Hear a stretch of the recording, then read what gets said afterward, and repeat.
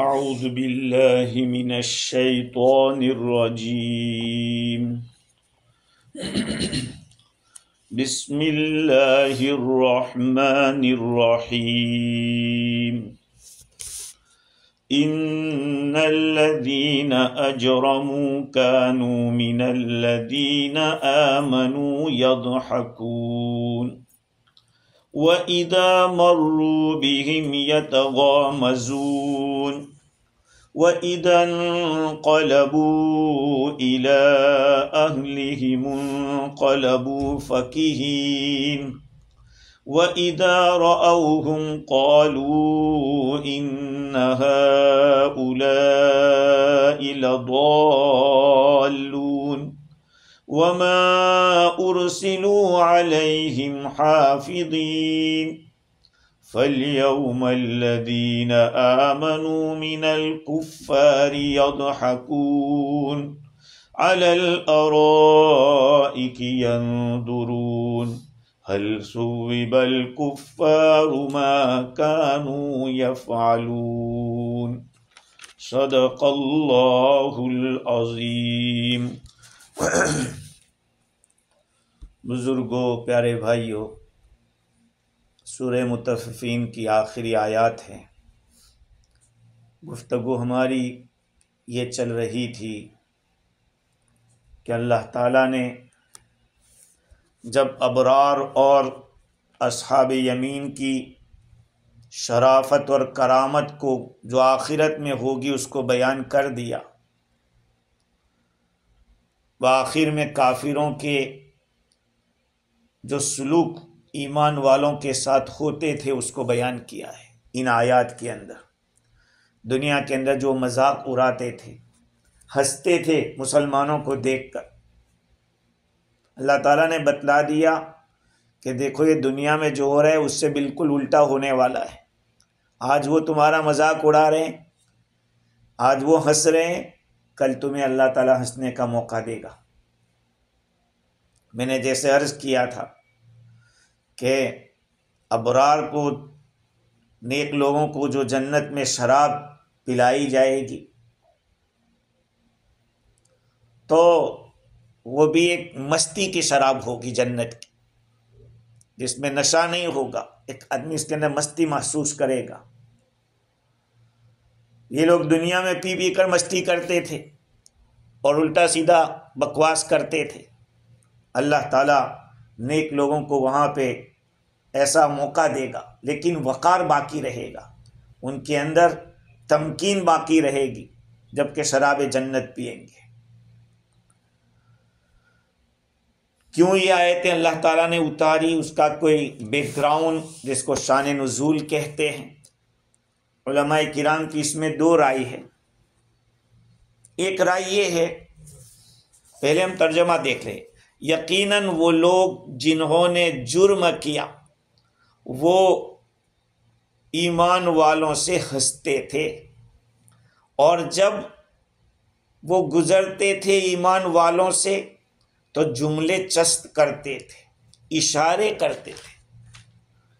وَإِذَا انقلبوا، اور جب یہ لوگ کفار اپنے گھر والوں کے پاس جاتے، لوٹتے، تو اس وقت بھی وہ اپنے شرک سے، اپنی نافرمانی سے وہ خوش رہتے تھے، یا یہ کہ مسلمانوں کے ساتھ جو معاملہ کیا اس سے وہ لوگ مزہ لیتے ہوئے لوٹتے تھے، اور جب مسلمانوں کو دیکھتے تھے کہتے کہ لو یہ گمراہ لوگ ہیں، یہ گمراہ ہے، حالانکہ ان لوگوں کو مسلمانوں پر نگران بنا کر نہیں بھیجا گیا ہے۔ فَالْيَوْمَ الَّذِينَ آمَنُوا، تو آج ایمان والے ہنس رہے ہیں کافروں سے، وہ مسیریوں پر بیٹھے ہوئے دیکھ رہے۔ هَلْ ثُوِّبَ الْكُفَّارُ مَا كَانُوا يَفْعَلُونَ، کیا کافروں کو بدلہ دیا گیا اس عمل کا جس کو وہ کیا کرتے تھے؟ تو یہ جو آیتیں ہیں کیوں نازل ہوئی؟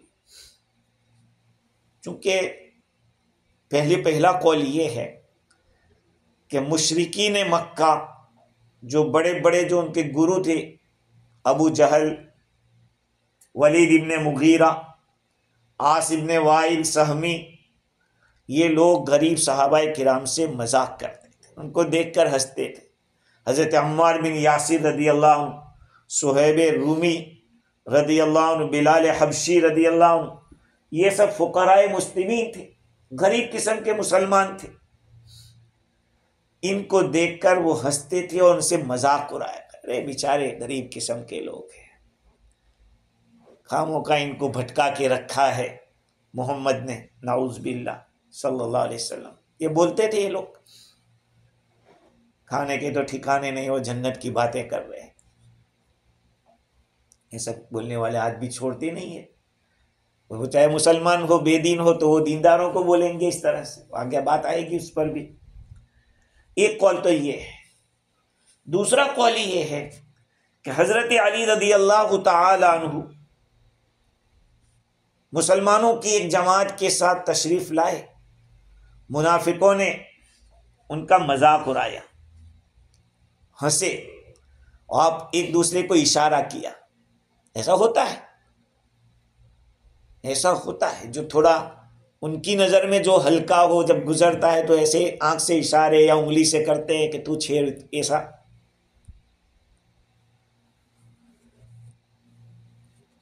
تو حضرت علی رضی اللہ تعالی عنہ اور دوسرے جو صحابہ تھے ان کے ساتھ اس طرح کا سلوک ہوا۔ اب یہ منافقین جب ان غریب صحابہ کے پاس سے واپس ہوئے اپنے ساتھیوں کے پاس، دوسرے جو نالائق تھے ان کے پاس، تو ان لوگوں نے کہا رأینا اليوم الاصلع، آج تو ہم نے وہ غریبوں کو دیکھا تھا۔ تو انہوں نے بھی ان کی ہنسی اڑائی۔ اللہ تعالیٰ نے ویسا ہی جو منظر تھا اسی منظر کو یہاں پہ بیان کیا۔ اللہ تعالیٰ نے حضور اکرم صلی اللہ علیہ وسلم کے اوپر یہ آیات نازل فرمائی قبل اس کے کہ حضرت علی رضی اللہ عنہ حضور کے پاس جاوے اور یہ بات بتلاوے کہ اس طرح سے کیا ان لوگوں نے، اللہ تعالیٰ نے انفارم کر دیا۔ دیکھو 4 قسم کی باتیں یہاں بتلائی ہیں، 4 حرکتیں تھیں ان کی۔ پہلی یہ تھی وہ ہنستے تھے، دوسری اشارے کرتے تھے، تیسرا اپنے گھر جا کے اپنے لوگوں سے مل کے پھر اون گون بکواس کرتے تھے، اور پھر جب آمنے سامنے ہو جاتے تب بھی کہتے کہ یار تم تو گمراہ ہو گئے ہو۔ یہ 4 طریقے کی باتیں تھیں۔ ان میں پہلی بات، ان الذین اجرموا کانوا من الذین آمنوا یضحکون، یہ ہے کہ الذین اجرموا، جنہوں نے جرم کیا۔ کون سا جرم کیا؟ کفر سے بڑھ کے کوئی جرم نہیں، شرک سے بڑھ کر کوئی جرم نہیں، ایمان والے کو ستانا یہ بھی بڑا جرم ہے۔ ہاں، ایمان والے کو ستانا یہ بھی بڑا جرم ہے۔ اللہ تعالیٰ نے قرآن میں بتایا والذین یؤذون المؤمنین والمؤمنات بغیر ما اکتسبوا فقد احتملوا بہتانا واثما مبینا، یقیناً وہ لوگ اور وہ لوگ جو کہ ستاتے ہیں ایمان والے مردوں کو اور عورتوں کو، بغیر ما اکتسبوا، بلا وجہ انہوں نے بہت بڑا بہتان اٹھایا ہے اور کھلا ہوا گناہ کیا ہے۔ یہ 22ویں سپارے میں اللہ تعالیٰ نے سورہ احزاب میں بیان کیا ہے۔ پہلے یؤذون اللہ و رسولہ کا بیان کیا، جو اللہ اور اس کے رسول کو ستاتے، اس کے فوراً بعد یہ آیت بتلائی جو ایمان والے مردوں اور عورتوں کو ستاتے۔ ہاں، یہاں دونوں کو بتلایا، یہ نہیں کہ عورتوں کو بھی اندر داخل کر دیا۔ والذین یؤذون المؤمنین والمؤمنات، صرف مومنین ہوتا تو سوچتا کہ عورتوں کو ستانا جائز ہوگا، اللہ تعالیٰ نے اس کو بھی کلیئر کر دیا۔ تو پہلی بات یہ تھی، اور کفر سے بڑھ کر کوئی گناہ نہیں، ایمان والے کو ستانے سے بڑا کوئی گناہ نہیں۔ تو اس سے مراد قریش کے سردار ہیں، جو بڑے بڑے مجرم تھے، ابو جہل، ولید ابن مغیرہ، عاص ابن، اور اس جیسے دوسرے۔ من الذین آمنوا سے مراد غریب صحابہ کرام ہیں، کانو آمنو یضحکون، وہ لوگ ہنستے تھے. وَإِذَا مَرُّوا بِهِمْ يَتَغَامَزُونَ، اور وہ جب ان کے پاس سے گزرتے تھے تو اشارے کرتے. غمز کے معنی اصل میں دبانے کے آتے ہیں. جیسے آنکھ کو دبائے، ایک آنکھ بند کر کے ایک آنکھ کو دبا دیا، اشارے کرتے ہیں. کسی بہت سارے طریقے ہوتے اشارے کرنے کے. کبھی کبھی آدمی بھوں سے اشارہ کرتا ہے، یہ بھوں کے ذریعے، اور کبھی پلکوں کے ذریعے اشارہ کرتا ہے. تو یہ سب چیزیں اس میں داخل ہیں. اور غمز کے ایک معنی عیب لگانا، فالٹ نکالنا. مطلب یہ ہے کہ وہ لوگ جب ان کو دیکھتے تو آنکھوں سے اشارہ کر کے مذاق کرتے تھے، ان کا عیب نکالتے تھے. کہا دیکھو خاموں کا تھک رہے ہیں، ملنے والا کچھ نہیں ہے. یہ محمد کے پیچھے پیچھے، صلی اللہ علیہ وسلم کے پیچھے پیچھے بھاگ رہے ہیں اور سوچ رہے ہیں کہ جنت ملے گی. اس طرح کی باتیں کرتے. کہتے دنیا کی لذتوں کو چھوڑ رہے ہیں خاموں خواہ. وہ کس نے دیکھی ہے وہ لذتیں؟ ان لذتوں کے لیے دنیا کے مزوں کو چھوڑ رہے ہیں خاموں خواہ، اور اپنے آپ کو خطرے میں ڈال رہے ہیں. اتنے سارے لوگ مشرکین اور اتنے سارے کفار ہیں، ان کے مقابلے میں مٹھی بھر مسلمان ہیں، اور یہ ان کے ساتھ رہ رہے ہیں. یہ بات کرتے تھے.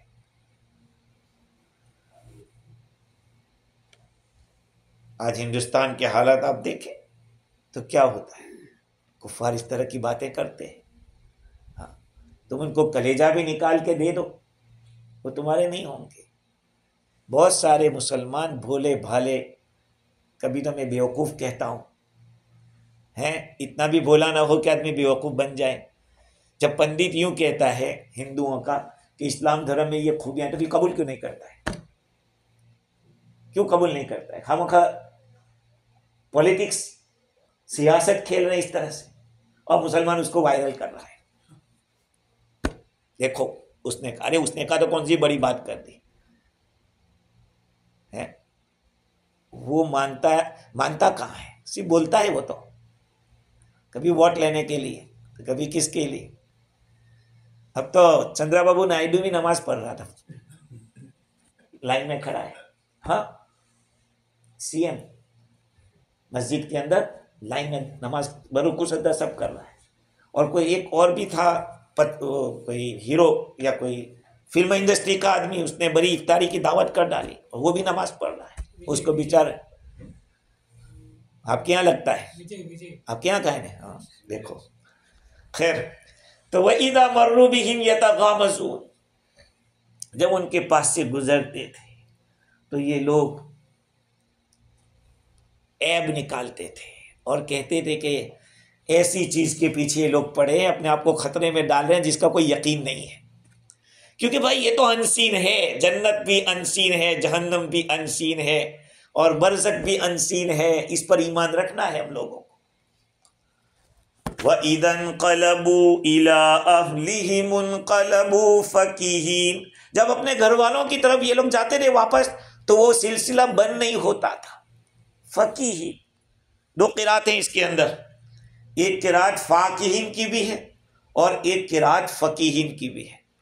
فقیہین کے معنی ہے خوش ہونا اپنی رائے کے اوپر کہ ہم جو شرک کر رہے ہیں، جو کفر کر رہے ہیں، الحمدللہ الذی ہدانا لہذا وما کنا لنہتدی لولا ان ہدانا اللہ.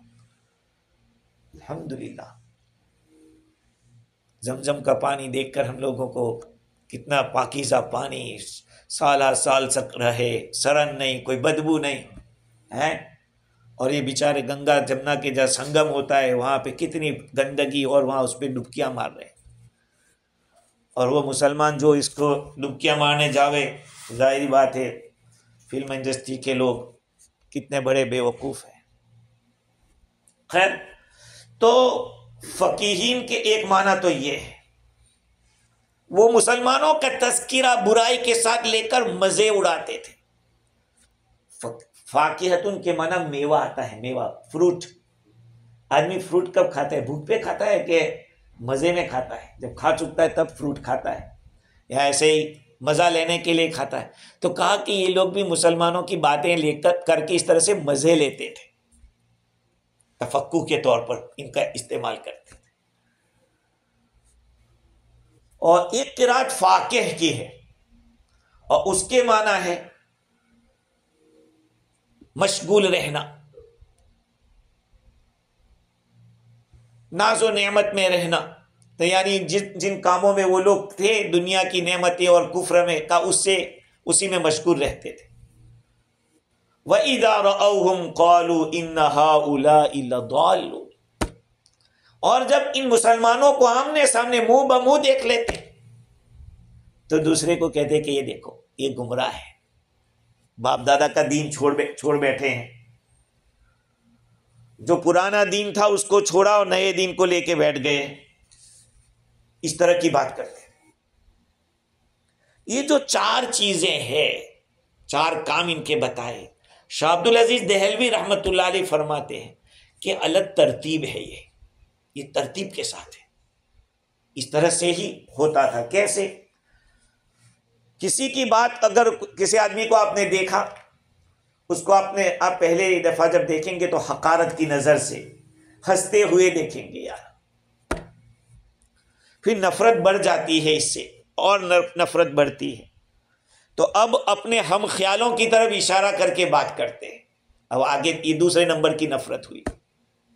جب اور نفرت بڑھ جاتی ہے تو غائبانہ بھی یہی حرکتیں کرتے ہیں، اور جب اس سے بھی آگے بڑھ جاتے ہیں تو پھر آدمی آمنے سامنے ہی کہنے لگتا ہے کہ تم غلط ہو، تم غلط ہو، ہم صحیح ہے۔ اللہ تعالیٰ نے اور کوئی جواب نہیں دیا، یہ فرمایا وما ارسلوا علیہم حافظین، حالانکہ یہ لوگ مسلمانوں کے کوئی نگران نہیں ہے کہ ان کو کہا گیا کہ تمہارا دھندا یہ ہے، تم کو یہ دنیا میں جا کے کرنا ہے کہ کون غلط کر رہا ہے کون صحیح کر رہا ہے۔ وما ارسلوا علیہم حافظین، اللہ تعالیٰ نے ان کافروں کو ایمان والوں پر کوئی نگران بنا کے نہیں بھیجا ہے۔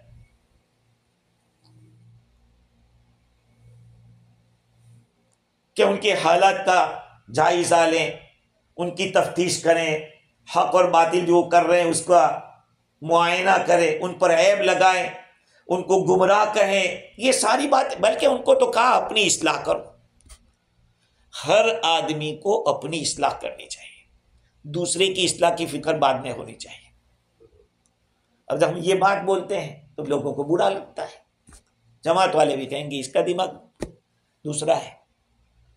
بھائی بات کا اثر تبھی ہوگا جب کہ خود پیدا کریں گے، صحیح ہے کیا غلط ہے؟ ہاں، قو انفسکم، اللہ تعالیٰ نے پہلے قو انفسکم فرمایا کہ اپنے آپ کو جہنم سے بچاؤ، پھر فرمایا وَأَهْلِيكُمْ، پھر اپنے گھر والوں کو، یا ایھا الذین آمنوا قوا انفسکم، تم اپنے آپ کو بچاؤ، وَأَهْلِيكُمْ، اور اپنے گھر والوں کو۔ تو پہلے اول خیش پھر درویش، اول خیش پھر درویش۔ تو وما ارسلوا علیہم حافظین، ان لوگوں کو نگران بنا کے نہیں بھیجا گیا ہے کہ مسلمانوں کی وہ نگرانی کرتے رہے۔ صاحب روح البیان نے اس مقام پہ لکھا ہے کہ یہ اللہ تعالیٰ کی طرف سے کوئی مقرر آدمی نہیں ہے جو مسلمانوں کی نگرانی کرے، ان کے کاموں کی، ان کے اعمال کی حفاظت کرے، اور وہ ان کے بارے میں گواہی دے کہ یہ ہدایت پر ہے، یہ گمراہی پر ہے، یہ صحیح ہے، یہ غلط ہے۔ ان کو تو اپنی ذات کی اصلاح کا حکم دیا گیا، اور دوسروں کے حالات کا نفع بھی کیا ہوگا؟ وَأَيُّ نَفْعٍ لَهُمْ فِي تَتَبُّعِ أَحْوَالِ غَيْرِهِمْ، ہم دوسروں کے حالات دیکھ کر کیا کریں گے؟ چلو، اللہ تعالیٰ قیامت میں یہ بھی نہیں پوچھے گا مجھے کہ یہ سیدھے راستے پر کیوں نہیں تھا۔ یہ جو بہت زیادہ غلو کرتے ہیں تو کہتے ہیں کہ وہاں پہ کوئی آدمی گناہ کہے گا اس کا مجھے سوال کیوں، مجھ سے کیوں سوال ہوگا؟ بہت سے ساتھی بیان میں، جماعت کے ساتھی بیان میں ایسا کہہ دیتے ہیں کہ وہاں گمراہی ہے۔ ارے بھائی، وہاں کے لوگوں کی خود کی ذمہ داری ہے، اب تو ایمان اسلام سب جگہ پھیل گیا ہے، تو ان کی گمراہی پہ ہمیں تو اپنا سوال ہوگا، تو کیا کر کے آیا ہے، اور میرے علاقے میں جو برائیاں چل رہی ہیں اس کو مٹانا میری ذمہ داری ہے۔ پہلے تو وہی ہے، پہلے اپنا گھر میں جو برائیاں ہیں اس کو ختم کرو۔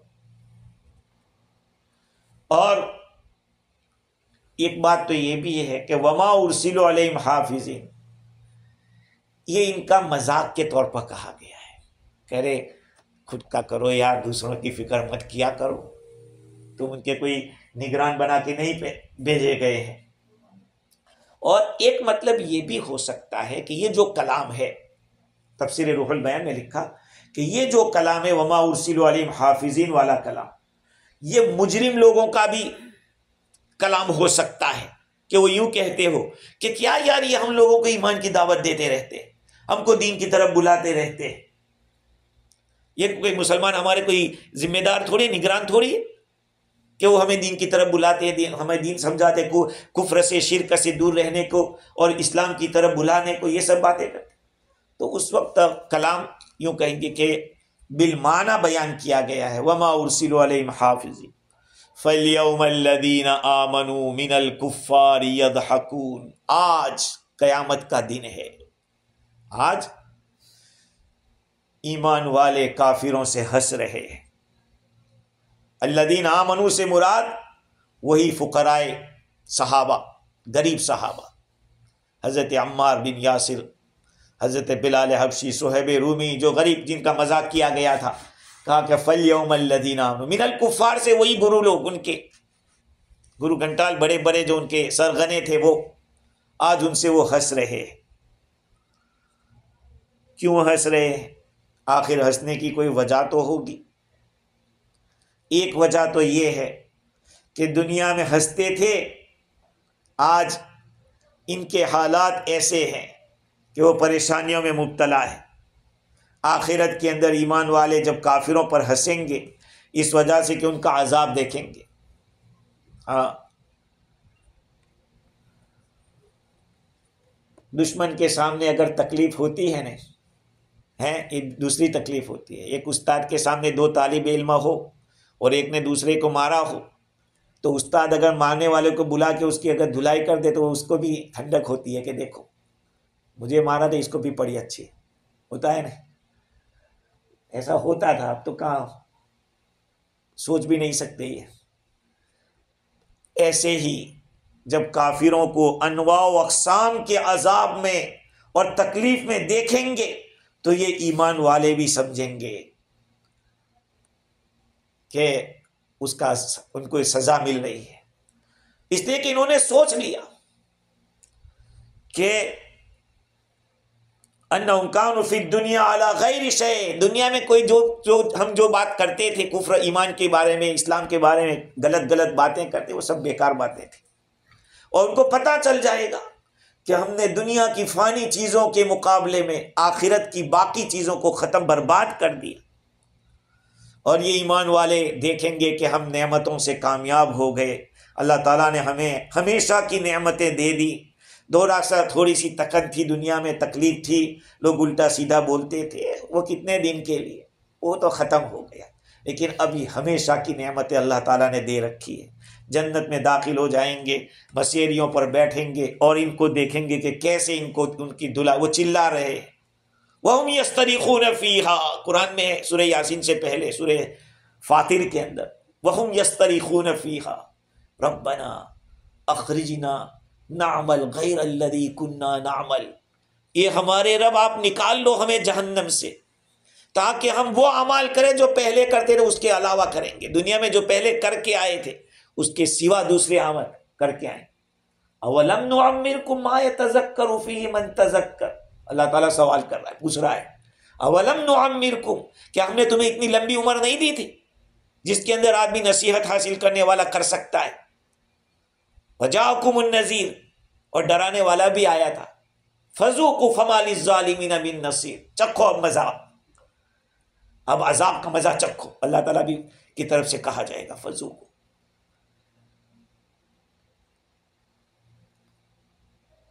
تو یہ ایک وجہ ہے۔ دوسری ایک وجہ یہ ہے، دوسری ایک وجہ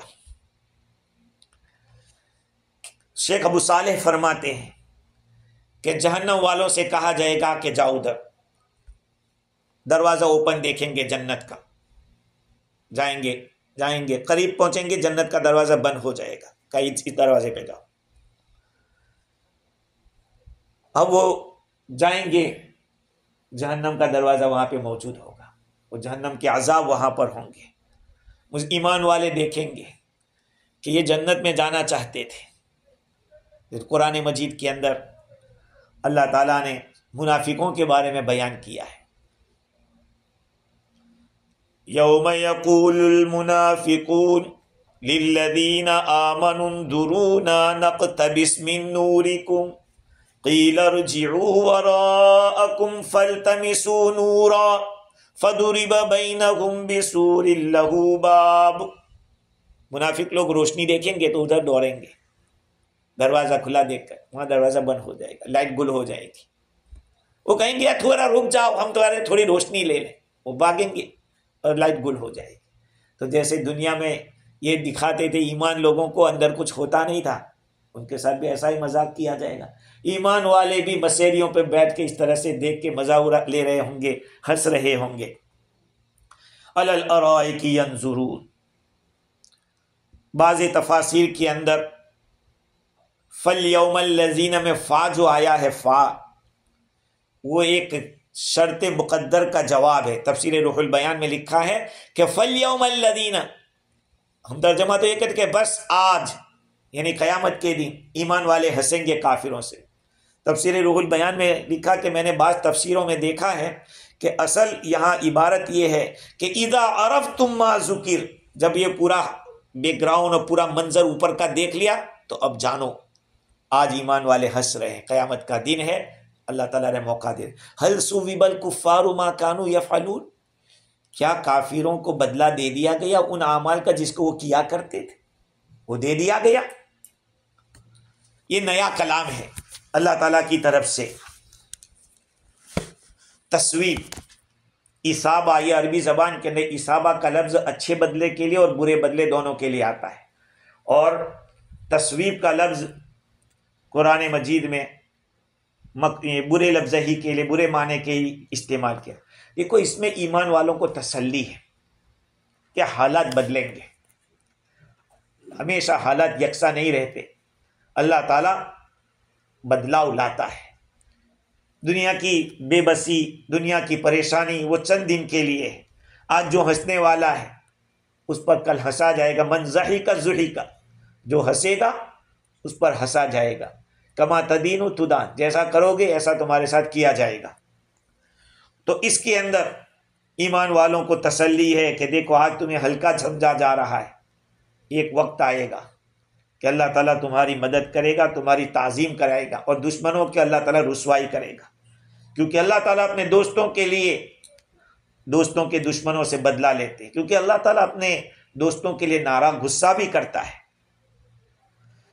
اس سے ایک بات معلوم ہوئی کہ مذاق اڑانا، کسی پہ ہنسنا، یہ بہت بڑا گناہ ہے۔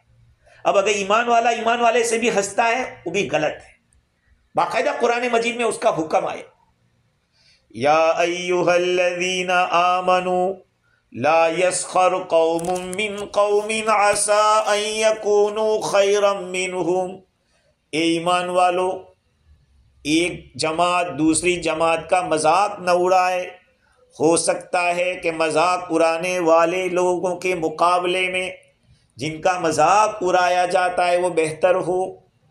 اچھا، یہاں صرف ایک گروپ کا تذکرہ کافی نہیں، عورتوں کا الگ سے بیان کیا، وَلَا نِسَاءٌ مِّن نِسَاءٍ عَسَىٰ أَن يَكُنَّ خَيْرًا مِّنْهُنَّ، اور عورتیں بھی دوسرے عورتوں کا مذاق نہ اڑائے۔ حالانکہ وہاں ایک قوم میں عورتیں بھی تھیں، لیکن باقاعدہ عورتوں کا تذکرہ ہوا کہ عورتیں عورتوں کا مذاق نہ اڑائے، ہو سکتا ہے کہ جن کا مذاق اڑایا جا رہا ہے وہ مذاق اڑانے والیوں سے بہتر ہو۔ وَلَا تَلْمِزُوا أَنفُسَكُمْ وَلَا تَنَابَزُوا بِالْأَلْقَابِ، ایک دوسرے پہ جملے چسپ مت کرو، الٹی سیدھی باتیں مت کرو، اور برے القاب سے مت پکارے۔ قرآن مجید میں سورہ حجرات میں پورے 2 رکوع میں آداب سکھائے، حضور صلی اللہ علیہ وسلم کے ساتھ کس طرح پیش آنا ہے، مسلمانوں کو آپس میں کس طرح رہنا ہے، یہ ساری چیزیں بتلائی۔ خیر، تو آیت کے معنی یہ نکلے کہ ایمان والوں سے کہا جائے گا کہ کیا ہم نے کافروں کو ان کے اس عمل کا بدلہ لے لیا جن کو انہوں نے تمہارے ساتھ کیا تھا ان میں سے ایک عمل ان کا تمہارے ساتھ ہنسنا، تمہارا مذاق، تمہارے عمل کا مذاق اڑانا. جیسے کبھی کبھی ابھی کسی نے وائرل کیا تھا یوٹیوب کے اوپر کہ ٹرین میں ایک مسلمان نماز پڑھ رہا ہے تو کچھ نوجوان ہنس رہے ہیں، عبادت کر رہے ہیں، عبادت کرنے والے پہ ہنسا جا رہا ہے. ہاں، ایک زمانے میں ایسا ہوتا تھا کہ مسلمان پہ ہنستا رہا. میں اپنے علاقے کی بات کرتا ہوں کہ جب تبلیغ و دعوت و تبلیغ کا کام شروع میں جب چلا تھا تو پائجامہ تھوڑا اونچا رکھتے تھے اور یہ جبہ تھوڑا نیچا رہتے. تو خصوصی طور پر بریلوی خیال کے جو لوگ تھے ان کے علاقے سے ہم لوگ گزرتے تھے تو یہ کہتے تھے کہ بڑے بھائی کا جبہ اور چھوٹے بھائی کا پائجامہ پہن لیا. حالانکہ سنت یہی ہے. یہ جبہ استر ہے، بہت بڑا چھپانے والا ہے. آدمی جبہ پہن لیتا ہے تو یہ پیچھے کا سب چھپ جاتا ہے اس کے اندر. تو اس طرح یہ شریف بھائی نے پہنا، ایسا پہنتے تھے، انہوں نے بھی پہنا ہے وہی. تو کہتے تھے کہ بڑے بھائی کا جبہ پہن لیا، چھوٹے بھائی کا پائجامہ. لیکن آج انہی کے اندر اس طرح پہننے لگی. اب تو ایمان والوں کو کہا گیا کہ ایک دوسرے کا مذاق مت کرو. کون اللہ کے نزدیک بڑھیا ہے وہ تو وہی جانتا ہے. مفتی شفیع صاحب رحمۃ اللہ علیہ کی جو بات ہے یہاں تو بات ختم ہو جاتی ہے کہ اللہ تعالیٰ فرماتے کہ کیا کافروں کو ان کے کیا کا بدلہ دے دیا گیا کہ نہیں. مفتی شفیع صاحب رحمۃ اللہ علیہ فرماتے، بہت ہی پتے کی بات ہے سمجھنے کی ہے. فرماتے کہ آج کل کے حالات کا آپ جائزہ لیں گے تو اس زمانے میں جو لوگ نئی تعلیم، ماڈرن تعلیم جس کو کہتے ہیں، ماڈرن ایجوکیشن جس کو کہتے ہیں، کہا کہ اس کی نحوست کی وجہ سے دین اور آخرت سے بے فکر ہو چکے ہوتے ہیں جو حضرات، وہ کیا کرتے، جن کا نام اللہ اور اس کے رسول پر برائے نام ہوتا ہے، برائے نام ہوتا ہے، یہ کہیں گے پردہ قرآن میں کہا ہے. یہی آپ کو بتا دوں، آج سے 17-18 سال پہلے کی بات ہے، جب میں یہاں پہ تھا تو ذاکر نائک نے یہیں پہ جب آیا، ذاکر نائک آیا تھا تو اس نے یہی کہا تھا کہ قرآن و حدیث میں پردہ کہاں ہے، کہیں نہیں. انہی کے پاس میرے دوست ان سے کتاب لی تھی ابو العلا مودودی کی. حالانکہ میں ان کے خیال سے متفق نہیں ہوں لیکن پھر بھی وہ کتاب اچھی تھی تو وہ کتاب میں نے دی تھی ایک آدمی کو. میں نے کہا دو قرآن میں نہیں ہے تو کیا لکھا ہے اس میں، پوری کتاب پردے پر ہے. تو برائے نام، اب علم بہت گہری چیز ہے. تو قرآن میں پردہ ہے، 18ویں سپارے میں ہے، 21ویں سپارے میں ہے پردہ. ہاں یہ الگ بات ہے کہ یہ سطر میں داخل نہیں ہے، لیکن فتنے کی جگہ پہ آپ کو اس کو چھپانا پڑے گا. جہاں بری نظر سے دیکھنے والے ہوں آپ کو کور کرنا پڑے گا. خیر، تو مفتی شفیع صاحب رحمۃ اللہ علیہ فرماتے ہیں کہ جو لوگ اس طرح کی ماڈرن ایجوکیشن سے بہت زیادہ متاثر ہوتے ہیں وہ علماء اور صلحاء کے ساتھ اسی طرح کا برتاؤ کرتے ہیں جس طرح سے نہیں کرنا چاہیے. ایسا ہوتا ہے جب نتیجے کا پتہ نہیں ہوتا ہے تو پھر ایسا ہوتا ہے. ایک بہت بڑے عالم گزرے ہیں جن کا نام امام اصمعی ہے. وہ اپنا طالب علمی کا زمانہ کا ایک واقعہ سناتے ہیں.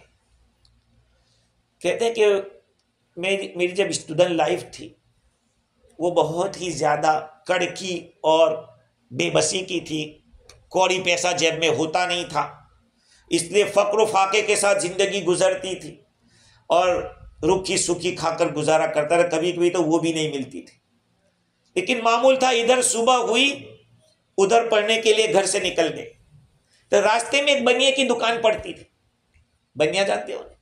بنیے کی دکان جو پرچورن بیچتا ہے اناج سماج، وہ اس کی دکان پڑتی تھی. وہ پوچھتا رہے کہاں جا رہا ہے؟ تو کہا کہ میں فلاں محدث کے پاس حدیث پڑھنے کے لیے جا رہا ہوں. جب واپس آتا بھائی سوال کرتا کہاں سے آیا تھا؟ ارے پڑھ کے کیا ملے گا، ایسے ہی تو کھانے کے پھانپے پڑھ رہے ہیں اور پڑھنے جا رہے ہیں. کوئی صنعت حرفت سیکھ لو، کوئی اچھا ہنر سیکھ لو تو کام لگے گا، 2 روپے شام کو پیدا کر دو گے. یہ تو پیسے والوں کا کام ہے جو کچھ پڑھے آگے بڑھے. تمہارے پاس تو کوڑی تک نہیں ہے. اچھا یہ جو کتابیں تم لے کے جاتے ہو میرے پاس مٹکے میں رکھ دو، اس میں پانی، ٹھنڈی کا موسم آ رہا ہے تو اچھا اس میں نبیذ بن جائے گا، اس میں پانی اچھا نکلے گا، میرے حوالے کر دو. یہ پانی ہفتے کے بعد نبیذ کا موسم شروع ہوگا تو اس میں کام لگے گا. کہا یہ باتیں میں سن کے بہت کرتا بھی تھا دل میں لیکن پڑھنا نہیں چھوڑتا تھا۔ آخر جب غریبی ایک حد تک پہنچ گئی، بدن پر کوئی چتھرا اور کچھ ایسے کپڑے نہیں رہے کہ اب میں باہر نکل سکوں، ایک دن اسی فکر میں غمگین گھر پہ بیٹھا ہوا تھا کہ دروازہ کسی نے کھٹکھٹایا۔ ایک خادم آیا، بولا کہ بصرے کا جو امیر ہے محمد بن سلیمان، وہ تمہیں بلاتے۔ کہا یا اس کے پاس کیسے جائیں گے، تو بڑا آدمی ہے، میری اس کو کیا ضرورت، مجھے کہاں جانتا ہے وہ۔ کہا کہ اسی نے بلایا ہے۔ کہا میں فقیر آدمی، وہ امیر آدمی، کوئی جان پہچان بھی نہیں۔ کہا نہیں، آپ ہی کو بلایا۔ کہا میرے تو کپڑے بھی ایسے نہیں۔ تو اس نے جا کے کہا کہ اس طرح کا حال ہے۔ تو یہ سن کر خادم نے وہاں بات کہی۔ تھوڑی دیر میں خادم واپس آیا تو اس کے پاس قیمتی پوشاک کپڑے تھے اور عطر، خوشبو سب ساتھ لائے۔ 1000 دینار کی تھیلی بھی سر پہ اٹھا کے لایا تھا۔ اس نے میرے حوالے کی اور بولا کہ جلدی سے کپڑے بدل لیے اور آپ سے بہت ضروری کام ہے، اس لیے ابھی چلیے۔ چنانچہ وہ کپڑے پہن کر عطر لگا کے چولا بدل کے امیر کے پاس پہنچے۔ امیر نے عزت کی، بہت تواضع سے پیش آئے اور بلانے کی وجہ بتائی کہ دیکھو ہارون، امیر المومنین جو ہارون رشید ہے اس کا بیٹا محمد امین ہے، اس کو ایک استاد کی ضرورت ہے جو اس کو ٹیچنگ کرے اور اس کی تربیت کرے۔ اس کی خدمت کے لیے میں نے تمہیں نامزد کیا ہے، بغداد جانے کے لیے تیار ہو جاؤ۔ میں نے ضروری کتابیں ساتھ لی اور امیر محمد کے ساتھ معتمد اور ان کے جو مصاحب کے ساتھ بغداد روانہ ہو گیا۔ وہاں امیر المومنین کی خدمت میں حاضر ہوا، دستبوسی کا شرف حاصل کیا۔ امیر المومنین نے فرمایا کہ میرے دل کی جو جان ہے، میرا دل کا جو پھل ہے محمد امین، اس کے استاد کے طور پر تمہارا انتخاب ہوا ہے، اور یہ انتخاب استخارے اور مشورے سے ہوا ہے، وہ آپ کو کرنا ہے۔ تمہیں چاہے کہ اس کی تعلیم و تربیت میں ذرہ برابر کمی نہ رکھے، دل و جان سے محنت کرو، کوئی ایسی بات اس کو نہ سکھاؤ کہ کل جا کے وہ امیر المومنین بنے تو پھر اس کو ذلت اٹھانی پڑے۔ کہا ایسا کچھ نہ ہو۔ میں سلام کر کے رخصت ہوا۔ دوسرے روز مجھے مکتب دکھا دیا گیا کہ یہ کلاس ہے، تمہیں اس میں پڑھانا ہے۔ محمد امین کو لایا گیا۔ پھر جو نچھاور کی رسم ادا ہوتی ہے کہ پہلے بسم اللہ ہوتی ہے نا، یہ تو آپ ایسا ہے کہ پہلے دیا گیا جاؤ۔ پہلے ایسا ہوتا تھا کہ بزرگوں کے پاس جاتے کہ میرے بیٹے کی بسم اللہ کر دو، اب وہ استاد بسم اللہ اس کو شروع کر رہا ہے۔ کہا اسی میں 10,000 اشرفیاں ملی لڑکے کو، تو مجھے دے دی گئی۔ یہیں سے فتوحات کا دروازہ کھلا۔ کہا کہ اور تنخواہ بھی اتنی ہی مقرر ہوئی، 10,000 دینار۔ امیر المومنین کی خدمت میں جب جاتے تھے اور ہدیے تحائف ملتے تھے۔ کہا کہ میں پیسے بھیجنے لگا اپنے ملک وطن کے اندر۔ کہا کہ ایک عالیشان بنگلہ تیار کیا جائے۔ خوب چند سال تک امین میرے پاس رہا اور اچھا تیار ہو گیا۔ بادشاہ کے پاس خدمت میں لے گئے تو امتحان کے لیے کہا کہ اب اس کا امتحان لے لو۔ چنانچہ امتحان لیا گیا۔ اس امتحان کے بعد اعتقاد بڑھ گیا کہ اس نے تو اچھا تیار کیا۔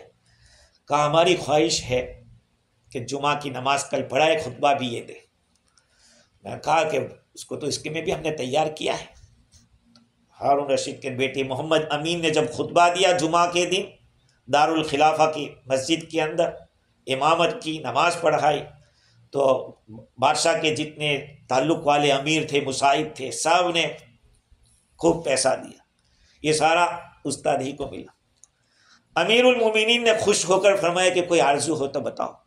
کہا حضرت وطن چھوڑے 4 سال ہو گئے، ابھی تک وطن نہیں گیا ہوں، اس لیے موقع دیا جائے کہ میں وطن جاؤں۔ تو امیر المومنین نے کہا کہ ٹھیک ہے، ایک رکا لکھ دیا، بصرہ کی آدمی آ رہا ہے، گورنمنٹ کا خاص آدمی ہے، اور اس کا خوب اکرام کیا جائے، اور 2 دن رہیں گے، اس کے علمی کمالات سے خوب فائدہ اٹھاؤ۔ تو عزت و شوکت کے ساتھ یہ بصرے میں پہنچے اور اپنے پرانا جو مکان تھا اس میں اترے۔ شہر کے بڑے بڑے لوگ ملنے آ رہے ہیں، لائن لگی ہے۔ دیکھتے کیا ہے کہ وہ بنیا بھی آ رہا ہے۔ بنیا کہا کہ یار تمہاری بات اگر مان لیتا کہ میں پڑھنا چھوڑ دیتا، اپنی کتابوں کو تمہارے مٹکے میں ڈال دیتا۔ دیکھو کیسا مزیدار نبیس تیار ہوا۔ اللہ تعالیٰ دیکھو بیچارہ شرما کر اس نے معذرت کی اور معافی کی باتیں کی، کہ میں جو کچھ کہتا تھا وہ میری بے وقوفی تھی، بے عقلی تھی۔ تو دیکھو ایک وقت آتا ہے، من ضحک ضحک، جو ہنسے گا اس پر ہنسا جائے گا. ہاں، کما تدین تدان. علم ایک ایسی چیز ہے کہ کبھی نہ کبھی اس نے کہا کہ مجھے آج پتا چلا کہ علم اگرچہ دیر میں پھل لاتا ہے مگر پھل ضرور دیتا ہے علم سے. اور ایک بات بتاؤں میں آپ کو، دنیا کا علم ایسا ہے کہ جب تک آپ کمپلیٹ نہیں کرو گے وہاں تک آپ کو فائدہ نہیں دے گا. جب تک آپ کے پاس سرٹیفکیٹ کا نہ ہو، ایک دن باقی رہ گئے آپ کو اور آپ کوالیفائڈ نہیں ہوئے. لیکن علم دین ایسا ہے کہ تھوڑا بھی پڑھو گے وہ آپ کو کام لگے گا. تھوڑا بھی، اگر سند آپ کے پاس نہیں ہے، سند یافتہ عالم نہیں ہے، پھر بھی اللہ تعالیٰ وہ کام لے گا کہ جو ایک پڑھا لکھا آدمی نہیں کر سکتا. یہ علم دین کی خصوصی. علم تھوڑا ہوگا تو اذان بھی دے گا، دعوت کا اس طرح سے تو اصل میں علم کے فضل و کمال، یہ دنیا کی چیزیں کیا ہے. ایک مرتبہ ہارون رشید اپنے فرزند محمد امین اور مامون کی طرف دیکھ رہا تھا. یہ امام کسائی کے پاس پڑھ رہے تھے. دونوں بھائی اپنے استاد کے پاس تھے. استاد اپنی جگہ سے اٹھے تو دونوں بھائی بھاگے اور استاد کے چپل کو لے کر ایسے کیا، ٹھیک کیا. تھوڑی دیر کے بعد امام کسائی، جیسے میں نے کہا کہ کسی ضرورت کے لیے گئے، جڑے. یہ دیکھ کر ہارون رشید کو بڑا تعجب ہوا کہ میرے بیٹے اتنی بڑی استاد کی تعظیم کر رہے. تو انہوں نے اپنے خادم سے پوچھا، ہارون رشید نے، کہ بتاؤ دنیا میں وہ کون شخص ہے کہ جس کی خدمت میں بڑے بڑے لوگ لگے ہوئے ہیں؟ کہا حضرت آپ کے سوا کون؟ آپ بادشاہ ہیں تو آپ کی خدمت؟ کہا نہیں، میں نہیں، وہ کسائی ہے، امام کسائی ہے، وہ ہے جس کے علم و فضل کی وجہ سے محمد امین اور مامون یہ دونوں اس کی خدمت کرتے ہیں. جب کسائی نے یہ واقعہ سنا تو کیا جواب دیا؟ امیر المومنین، اگر آپ اپنے دونوں بیٹوں کے ساتھ بھی میری خدمت کرتے تب بھی تھوڑی ہے، کیونکہ فضل و کمال کی زندگی ہمیشہ کی رہتی ہے اور دولت و اقبال ڈھلتی چھاؤں ہے. یہ پیسہ تو جگہ بدلتا رہتا ہے، آج یہاں کل وہاں، لیکن علم اور جو کمال ہے وہ ایک ہمیشہ کی چیز ہے. دنیا میں کتنے آئے چلے گئے، کوئی نام لینے والا نہیں، لیکن جب علم کی بات ہوگی تو پھر مولانا بشیر احمد دیوان دیکھے 50 سال سے گھیٹے فیضی میں بہت خدمت کی، جو بھی چلایا ایک مسلم لیگ کی 50 سال تک بات تو ہوتی ہے. مولانا رمضان اپنے استادوں کے بارے میں کہ میرے وہ نام باقی رہتا ہے، ورنہ دنیا پیسہ وہ سب ختم، وہ دوسرے کے پاس چلا جاتا ہے. ہاں، علم و کمال باقی رہتا ہے. خیر آئندہ سورہ انفطار کریں گے انشاءاللہ. اذا السماء انفطرت. اللہ تعالیٰ مجھے بھی اور آپ کو بھی دین کی بصیرت دے، قرآن سے تعلق عطا فرمائے. سبحان اللہ.